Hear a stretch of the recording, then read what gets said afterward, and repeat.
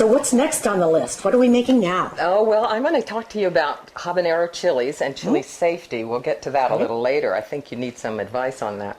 So the habanero is the famous chili from the Yucatan. And they used to call them here in the States Scotch bonnets, and they're a little different, but now they have the real habanero. And they vary in heat because they start as green, turn to this color, and sometimes even get very red. Oh. But there's one chili that I haven't ever seen in this country, but in Mexico, that turns chocolate. And Armando puts them in his hand and he offers them as caramelos. But be careful because they are the hottest ones. They're called cubanos. And there's some people think that the word habanero came from Havana, but that's never been really proved. And so habanero definitely is from the Yucatan as well, but I think they use it somewhat in Cuba, but not quite as much. Now, I think you might have noticed my hand. This is one step towards chili safety, and that is using a rubber glove when you're chopping the chilies. The main heat is in the stem, around the stem, the seeds, and the veins. So you're saying it could actually burn your skin? Yes. Wow, that's hot. That's really hot. So I've cut this up, and you can do it in different sizes depending on your needs.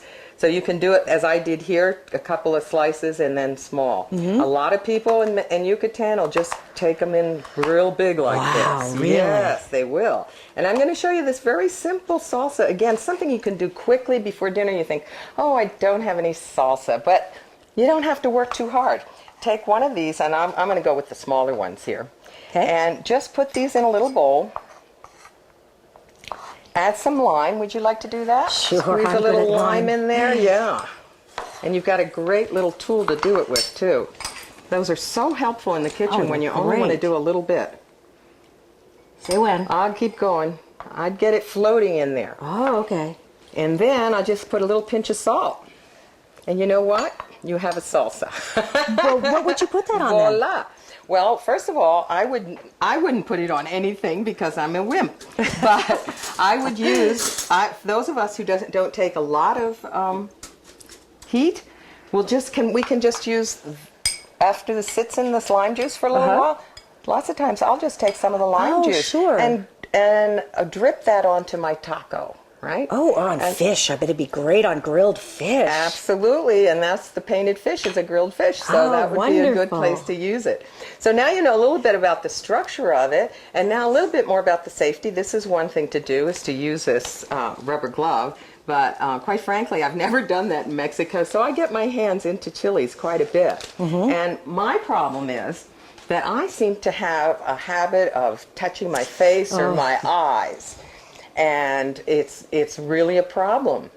But there is a secret to getting this off. Because first of all, people think that you can just go wash your hands. And I think you know that. You can't do that because it's an oil. So you have to find another oil to combine with it to get it off. Now, I don't think we're going to do a good demonstration because your hair's so short and my hair's so short. When it was long, I used to just take it from here, and if I'd gotten it into my eye, and it was a miracle. This is a Maya secreto, a little secret from the Mayans. And they just take a hank of hair, wrap it around, and pat your eye where you've had the chili encounter. And it just lifts it off like an oil on an oil. That's fantastic. It is. What a great I've never secret. heard this from anybody before. This is the first time that I've talked about it. So it's really fun. Wonderful. That's a great secret. So remember that when you eat too much chili, it's another story. And I used to feel totally responsible for people that arrived in Punta Allen at Kusan Guest House when I was hosting my guests there. And people those days didn't eat chili very much. Now I come to the States and everybody eats chili like you.